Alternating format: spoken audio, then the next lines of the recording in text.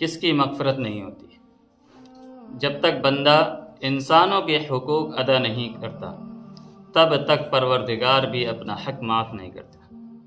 حدیث پاک میں آتا ہے شب قدر میں اللہ تعالیٰ سب گنہگاروں کی مغفرت کر دیتے ہیں، چند گنہگاروں کی نہیں کرتے۔ ان میں سے ایک جو قطع رحمی کرنے والا ہوتا ہے، قطع رحمی کہتے ہیں رشتے ناطے توڑنے والا۔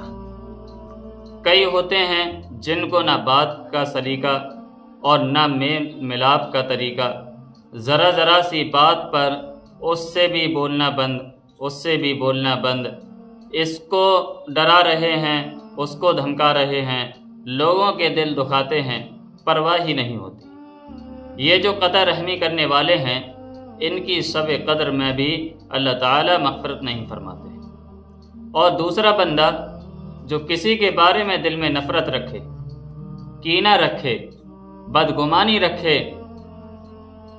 جس کے دل میں کسی مسلمان کے بارے میں کینہ ہو، اللہ تعالیٰ اس کی بھی مغفرت نہیں فرماتے۔ تو بھائی اگر آج ہم چاہتے ہیں کہ ہماری مغفرت ہو تو پھر ہمیں ان دونوں گناہوں سے مخصوص توبہ کرنی پڑے گی۔ ایک تو ہمارے دل میں جتنوں کے بارے میں دل میں نفرت ہے یا رنجش ہے، یہ دل سے نکالنی پڑے گی، اللہ کے لیے ہمیں معاف کرنا پڑے گا۔ جب تک نہیں نکالیں گے مغفرت نہیں ہوگی۔ اور دوسری بات کہ جو بندوں کے دل دکھائے ہیں ان سے معافیاں بھی مانگنی پڑیں گی۔ عجیب بات ہے کہ لوگ انتظار میں رہتے ہیں کہ جب مر جائیں گے تو ہمارے جنازے پر اعلان ہوگا کہ جی اس میت کو معاف کر دیا جائے۔ بھائی میت کو کون معاف کرتا ہے؟ کون معاف نہیں کرتا؟ ابھی وقت ہے، جیتے جاگتے معافی مانگنی آسان ہے۔ پتہ نہیں کون اعلان سنے گا، کون نہیں سنے گا، کون معاف کرے گا، کون نہیں کرے گا۔ حکم تو ہمیں ہے کہ ہم دنیا میں معافی مانگیں، لیکن عجیب بات ہے کہ ہمارے اندر تکبر اتنا ہوتا ہے کہ ہم معاف کرنا یہ لفظ کہنا ہی گوارا نہیں کرتے۔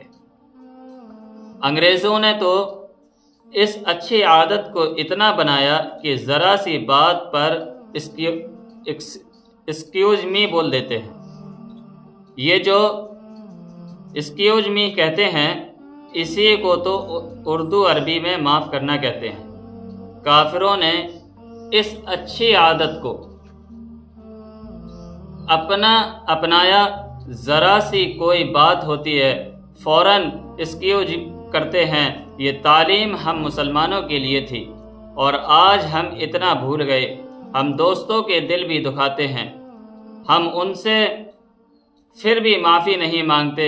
تو بھائی اس محفل میں آج ایک بات بتائیے کہ کیا ہم دوسروں سے یہ حق معاف کروانا چاہتے ہیں یا نہیں کروانا چاہتے؟ زبان سے بولنے میں برکت ہوتی ہے۔ تو بھائی اگر ہم یہ حق معاف کروانا چاہتے ہیں تو اس کا طریقہ یہ ہے کہ بیٹھ کر سوچیں ہم نے کن کا دل دکھایا، کن کے ساتھ بری بات کہی، کن کو رنجش دی، کن کا دینا ہے، کن کا حق آتا ہے، اس کی فہرست بنائیں۔ جن کا لین دین ہے ان کا لین دین کلیئر کریں، اور جن سے فقط باتوں کا معاملہ ہے تو بھائی ان سے ابھی کہہ دیجئے کہ بھائی اللہ کے لیے معاف کر دو، اور آپ دیکھیں گے جس کو آپ کہیں گے جی غلطی ہوئی اللہ کے لیے معاف کر دیں، وہ اللہ کا بندہ ضرور کہہ دے گا میں نے معاف کر دیا۔ آسان ہے دنیا میں، ورنہ قیامت کے دن سب کو اپنی نیکیاں دینی پڑیں گی، اور نیکیاں تو ہمارے پاس پہلے سے ہی نہیں، تو ہم کیا دیں گے؟ لہٰذا آسان طریقہ یہ ہے کہ آج کی رات اعتکاف والے بالخصوص اور دوسرے احباب بالعموم اس بات پر بیٹھ کر سوچیں کہ ہم حقوق العباد کیسے معاف کروا سکتے ہیں۔ اب پتہ ہے آپ نے کتنوں کی غیبت کی ہوگی، کتنوں کے بارے میں بدگمانی دل میں ہوگی، کتنوں پر آپ نے الٹے سیدھے الزام لگا دیے ہوں گے۔ تو آسان طریقہ یہ ہے کہ اس کو سوچ کر اور جو بندہ دل میں آئے ان سب سے یہ الفاظ کہیں کہ بھائی مجھ سے غلطی ہوئی، اللہ کے لیے معاف کر دیں، اور اگر آپ کو یاد بھی نہیں تو جتنے آپ کے دوست احباب ہیں ان سے ملتے ہوئے کہیں بھائی انسان ہے، خطا ہو جاتی ہے، اگر آپ کا کوئی میرے اوپر حق آتا ہے اللہ کے لیے معاف کر دیں، یا اگر اس نے کہہ دیا کہ میں نے معاف کر دیا تو جو آپ نے اس کی غیبت کی تھی، الزام لگایا تھا، جو بھی کیا تھا، اللہ تعالیٰ سب کے گناہوں کو معاف کر دے گا۔ تو اس چھوٹے سے جملے کو، اس چھوٹے سے فکرے کو کل آپ سب کے سامنے دہرائیے۔ آج رات جہاں معافی مانگ سکتے ہیں، حتیٰ کہ خاوند بیوی سے بھی معافی مانگے، بیوی خاوند سے معافی مانگے، ایسا نہ ہو کہ میاں بیوی کی رنجشوں کی وجہ سے اللہ کے یہاں مغفرت رکی رہے۔ اگر ہم چاہتے ہیں کہ اللہ ہمیں معاف کر دیں تو ہمیں بھی تو پھر یہ معافی کا طریقہ کار بنانا پڑے گا۔ تو بیوی سے کہنے میں کیا حرج ہے؟ ہو سکتا ہے جھڑک دیا ہو، بے وجہ ہم نے اس کا دل دکھا دیا ہو، تو اتنے الفاظ کہنے میں کیا حرج ہے کہ جی انسان خطا کا پتلا ہے، رمضان کے آخری لمحات ہیں، بھائی اگر کوئی آپ کا حق مجھ پر آتا ہو، میں نے سستی کی ہو، کوتاہی برتی ہو، تو آپ معاف کر دیں۔ اتنے الفاظ کہہ دینے سے آپ کے سر سے بوجھ اتر جائے گا، اللہ پھر آپ کی مغفرت آسانی سے فرما دیں گے۔ اور اگر آپ کے اپنے دل میں ہے تو آپ اللہ کے لیے سب کو معاف کر دیجیے۔ ارحموا من فی الارض یرحمکم من فی السماء، زمین والوں پر تم رحم کرو گے، آسمان والا تمہارے اوپر رحم کرے گا۔ اور ایک بات یہ بھی ذہن میں رکھیے کہ دین کے کام کرنے والے جو لوگ ہیں وہ کئی مرتبہ آپس میں بھی الجھ پڑتے ہیں، بے وقوفی کی وجہ سے، کم سمجھی کی وجہ سے اللہ تعالیٰ نے اس دین کے شعبے بنا دیے ہیں۔ یتلو علیہم آیاتہ ویزکیہم ویعلمہم الکتاب والحکمہ، 4 شعبے۔ اب اس کی مثال ایسی ہے جیسے جسم میں آنکھ کی بھی ہے، کان کی بھی ہے، زبان کی بھی ہے اور دماغ بھی، ہر ایک کا اپنا اپنا کام ہے، سب مل کر جسم بن گئے۔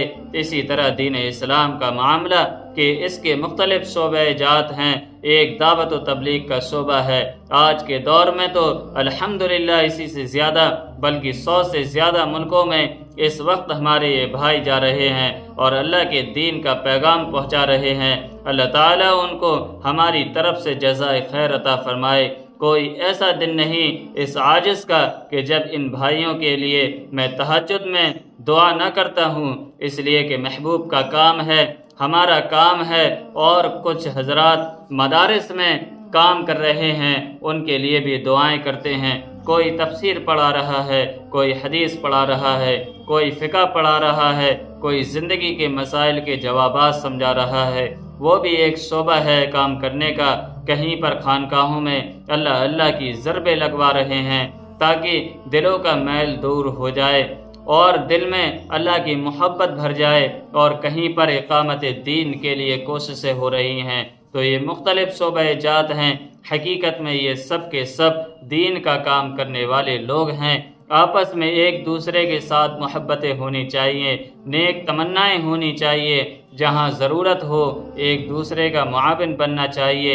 اس کو کہتے ہیں وَاعْتَصِمُوا بِحَبْلِ اللَّهِ جَمِيعًا، تم سب مل کر اللہ کی رسی کو مضبوطی سے پکڑ لو۔